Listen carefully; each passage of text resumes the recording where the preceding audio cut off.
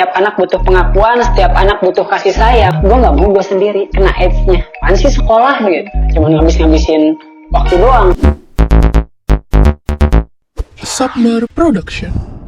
Hai, balik lagi nih sama gue Syifa Fauzia. Kita kali ini bahas sesuatu yang menarik lagi nih. Menghindari penyimpangan seksual pada usia remaja. Nah, ketika penyimpangan seksual itu ditemukan indikasinya pada usia remaja, kita ini harus apa sih? Oke, kali ini kita akan langsung aja ngobrol sama Kak Ridwan. Halo Kak Sil. Halo, sapa dulu dong Sobat Submer yang ada di rumah. Sobat Submer ya. Iya. Oke, langsung aja nih kita kenalan ya sama Kak Ridwan. Oke, jadi Kak Ridwan boleh cerita sedikit, mungkin mau cerita tentang diri Kak Ridwan. Oke. Kenalin nama gue Ridwan. Gue kerja di salah satu dinas di mana lembaga gue ini dia peduli tentang anak dan perempuan. Jadi ada tentang kasus perlindungan perempuan, perlindungan anak itu ditanganin oleh dinas kita. Gitu. Udah bekerja berapa lama Kak Ridwan? Gue kerja di dinas tuh udah hampir ada berarti 1 tahun 7 bulan lah. Berarti ya bulan ini udah cukup ini ya, lumayan lama ya. Lumayan lama dan belajarnya ini banget sih. Okay. Nah, selama di situ tuh ada experience apa sih? Oke. Di lembaga yang kali ini gue kerja, di situ tuh banyak kali gue nemuin hal-hal yang nggak pernah kita temuin kalau kita kerja di tempat lain. Apa itu? Nah, kayak misalnya kita dapat kayak kasus anak yang sekarang lagi trending-trendingnya nih, happening-happeningnya CFW, dimana kita bisa lihat bahwa di sana tuh ada kasus yang kayak memang mereka berhak untuk kreatif gitu, mereka berhak bersuara, mereka berekspresi, mereka berhak. Tapi di balik itu semua terlihat bahwa apalagi di dinas ya, terlihat bahwa itu tuh sarang para predator untuk melihat kayak kayaknya ini anak bisa diambil deh gitu. Itu tuh gitu. CFW itu tuh bukan hanya sarang LGBT, mungkin ada beberapa statement yang dari itu, tapi ada juga yang menyatakan bahwa CFW terus tempat-tempat yang seperti itulah di kota-kota lain mulai bermunculan gitu. Itu tuh adalah tempat di mana predator untuk mencari mangsa. Dari mulai kasus kekerasan seksual, kasus LGBT, kasus pemerkosaan, penganiayaan, dan eksploitasi, bahkan eksploitasi bisa terjadi CFW ini. Tapi berarti soal CFW ini sebenarnya sebelum happening sekarang tuh dulu tuh udah banyak nggak sih Kak? Nah, dulu saya sempat ke daerah Jalur Sudirman ini. Kalau di Sudirman sendiri memang sebelum CFW trending itu udah ada anak-anak yang seperti itu, cuman nggak serame sekarang, nggak kayak wali kota turun, gubernur turun, gubernur Jawa Barat pun turun gitu. Bahkan nyampe beberapa menteri turun langsung melihat itu. Tapi dulu tuh nggak se-happening sekarang. Dulu tuh masih 1-2 anak lah gitu. Dan kasusnya belum terlalu seperti sekarang. Tapi menyinggung soal penyimpangan seksual ya, kan rame-ramenya itu mungkin karena mereka tuh terlalu berekspresi ketika ekspresi gue kayak gini, gue tuh pengen jati diri gue misalkan keluar dengan gue pakai baju ini, misalnya ada laki-laki yang menyerupai baju perempuan kayak gitu-gitu. Nah itu tuh termasuk indikasinya nggak sih Kak? Bisa dibilang salah satu indikasi, bisa dibilang tidak. Oke, kenapa itu? Kalau bisa dibilang indikasi adalah ketika dia sudah merasa mendarah daging bahwa ini loh diri gue gitu, yang gue pakai baju gue pakai baju laki, pakai baju perempuan gitu, terus perempuan pakai baju laki ya itu nggak terlalu. Tapi kalau laki pakai baju perempuan itu ada 2 kemungkinan. Pertama kemungkinannya bahwa memang dia adalah seorang yang ada penyimpangan orientasi seksual, atau dia hanya ingin dilihat. Dia hanya butuh exposure yang bahwa kayak gue butuh dilihat orang nih, gue butuh diperhatiin orang, itu sering terjadi sih. Bahkan kayak ya udah di belakang kamera dia laki, dandanan laki, makan kayak laki, tapi depan kamera dia kayak cewek ya. Itu sering terjadi sih sekarang. Berarti faktor-faktornya selain itu kan lingkungan ya? Itu faktor lingkungan. Selain faktor lingkungan itu kira-kira apa lagi sih Kak? Oke. Di sini selain faktor lingkungan ada juga faktor di mana kekeluargaan. Oke. Oh, justru keluarga juga bisa. Keluarga adalah sarang pertama bagi LGBT itu terdampak. Oke. Kenapa tuh Kak? Karena pertama anak di usia anak ya, ini kita bilang usia anak. Bentar sebelum ke situ, saya pengen kasih tahu bahwa usia anak itu adalah dari sebelum lahir, dari dia pertama menjadi janin hingga usia sebelum 18 tahun di dalam undang-undang itu sendiri. Nah, usia anak dan keluarga menjadi tempat utama pelindungan terhadap dunia luar, itu malah biasanya tidak dia dapatkan. Itu dia tidak dapatkan di rumah. Akhirnya kayak misalkan setiap anak butuh pengakuan. Iya, betul. Nah, setiap anak butuh pengakuan, setiap anak butuh kasih sayang, setiap anak butuh namanya perlindungan. Tapi ketika dia tidak mendapatkan hak-hak dia, dia akan mencari di luar. Oh, gitu. Nah itu, gimana caranya di luar biar terlihat?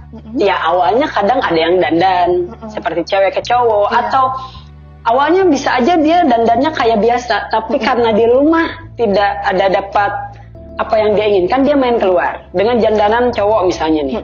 Dan di luar malah dapat kasus kekerasan seksual oleh cowok juga gitu. Itu bisa jadi salah satu korban, dia bakal jadi korban, dan dari korban dia bisa jadi pelaku. Oke, jadi ini ya berakarnya mungkin bisa jadi si orang yang seperti itu tuh justru pernah jadi korban gitu ya? Ya, ada yang mulanya tadinya ya memang gue jati diri gue kayak cewek nih. Ada yang begitu, memang orientasi seksualnya. Tapi ada beberapa kasus di mana awalnya korban, dan dia bilang kayak gue nggak mau gue sendiri kena AIDS-nya. Akhirnya ya udah gue bisa tularin ke orang. Ada yang begitu. Ada yang seperti itu. Terus di lingkungan sekolah. Sekolah ya. Sekolah juga menentukan. Karena kenapa? Sekolah ini adalah tempat anak mencari ilmu, dimana pendidikan, akses pembelajaran, akses pendidikan semua didapatkan di sekolah. Ketika anak merasa tidak nyaman berada di sekolah dan dia malah lebih memilih keluar, dan otomatis pembelajaran yang seharusnya dia dapatkan itu tidak dia dapat karena ya apaan sih sekolah gitu, cuman ngabisin waktu doang gitu. Terkadang ada anak yang seperti itu. Nah ini tuh anak tuh sekarang udah mulai merasa bosan karena Zoom meeting lagi, pembelajaran tatap muka gitu. Pembelajaran tatap muka ini yang menjadi salah satu momok awal mula CFW juga, karena ya bisa dibilang membosankan di dalam ngadepin komputer, ngadepin HP berjam-jam. Tatap mukanya maksudnya lewat virtual kali ya? Lewat virtual itu tuh udah terlalu panjang dengan waktu yang sangat lama gitu. Itu bagi anak kayak udah ngebosenin. Yang biasa dia ketemu teman, ini malah Zoom meeting gitu. Tapi ya sekarang udah mulai ini kan ya, udah mulai tatap muka ya.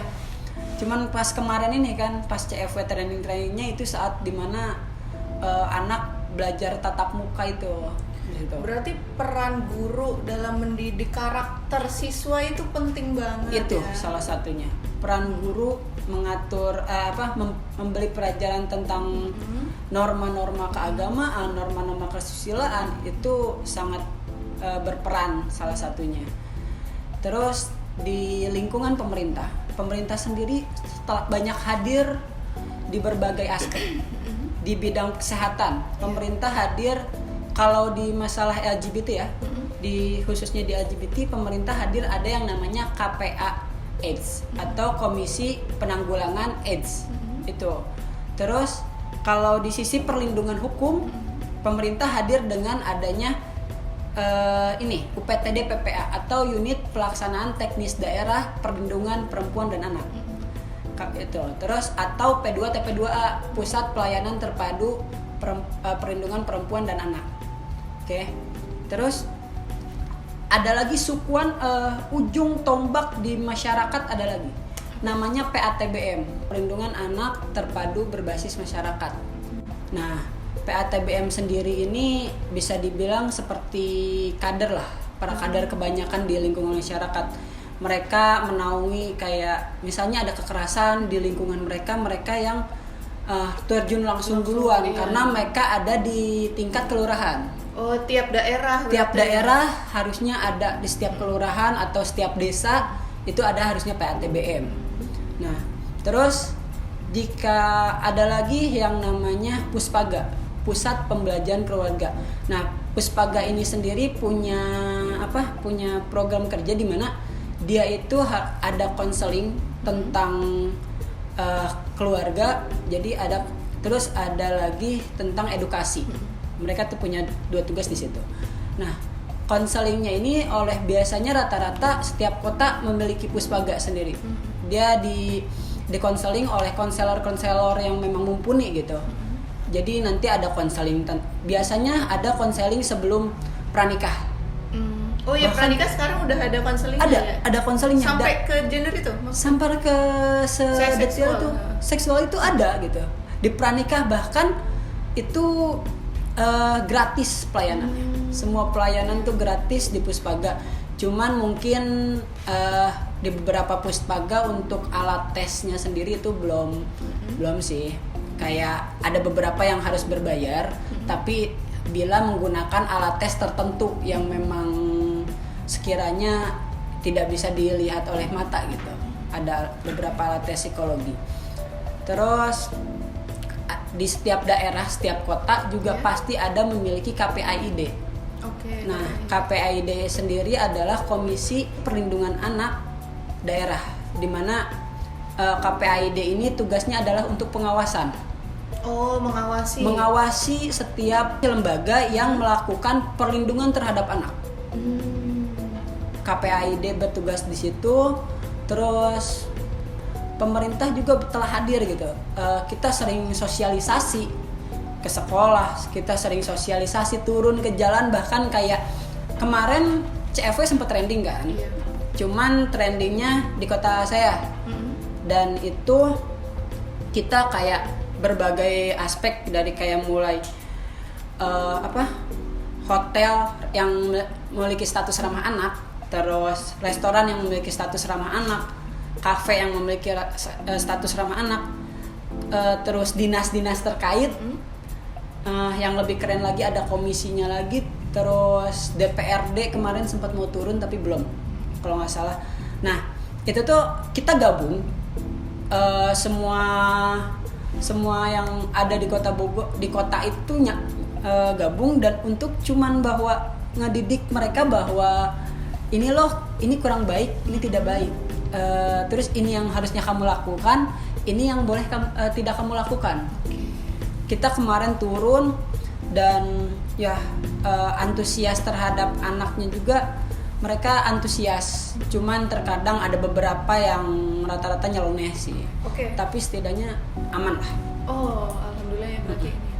Oke, katakanlah misalkan ada suatu kasus gitu ya, penyimpangan seksual itulah. Nah, perannya itu harus seperti apa sih, dan cara menghindarinya itu seperti apa? Peran dari siapa nih? Mungkin dari lingkungan keluarga atau pemerintah. Biasa sih kan orang terdekat dulu ya. Ya, yang pasti peran dari orang terdekat adalah ujung tombak teman sendiri. Jadi dialah yang harusnya menyelamatkan si temannya sendiri itu, atau adik kakaknya lah.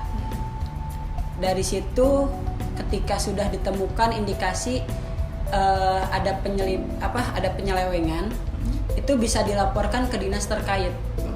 Nah, tergantung. Misalnya kalau dia di usia anak, itu bisa minta laporan ke dinas-dinas yang dimana tugasnya itu adalah tentang perlindungan perempuan dan anak. Terus kalau misalnya dia di usia atas, di atas 18 tahun atau usia mulai dewasa, itu bisa langsung aja juga ke KPA AIDS, yang tadi Komisi Penanggulangan AIDS. Karena dia juga punya tugas sosialisasi gitu. Itu berarti kan tiap daerah itu ada ya Kak berarti? Ya, itu ada. Tiap daerah itu harusnya ada kalau KPA. Di kota saya juga sendiri ada sih. Tapi itu ribet nggak sih prosesnya? Apa nanti jangan-jangan harus bayar atau gimana sih? Enggak sih. Nggak harus bayar ya? Enggak harus bayar. Konseling gratis. Okay. Semua gratis. Yang terpenting adalah ada identitas yang membuktikan dia di kota tersebut tinggalnya. Berdomisili di kota tersebut. Jadi kalian tinggal misalnya ada kasus apapun ya, selain perubahan orientasi seksual, kasus apapun, misalnya ada kekerasan, kasus pembulian, kalian tinggal bawa identitas diri kalian ke dinas-dinas yang tadi saya sebutkan. Ada KPAID, ada PATBM, ada Puspaga, ada UPTD PPA atau P2 TP2A gitu. Itu kalian bisa bawa dan membuktikan identitasnya, dan saya akan melaporkan gitu. Tinggal nanti setelah melaporkan ditanya paling kebutuhannya apa. Kebutuhannya kemeja hijau, berarti bareng UPTD PPA atau P2 TP2A bersama KPAID. Nah, atau kebutuhannya hanya konseling ya di Puspaga juga ada gitu.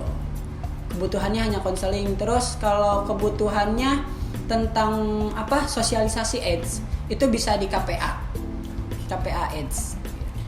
Nah itu dia tuh teman-teman, buat kalian yang mungkin ngerasa pengen konseling atau ternyata orang sekitar kita nih butuh banget buat ibaratnya apa ya? Itu nolong gak sih sebenarnya atau dibina gitu sebutannya Kak? Kayaknya lebih ke konseling sih ya daripada ya. dibina.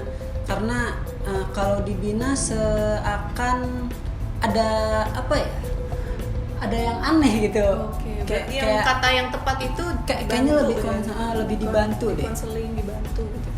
Oke, mungkin itu ya berarti dari Kak Ridwan yang bermanfaat banget gak sih? Sekian perbincangan kita kali ini, bermanfaat banget dan terima kasih banget Kak Ridwan ilmunya. Semoga teman-teman semua yang nonton nih bisa memetik hikmahnya dan bermanfaat untuk kalian semua. Oke, sampai jumpa di video selanjutnya. Jangan lupa untuk like, comment, dan subscribe. Dan see you on the next video. Bye.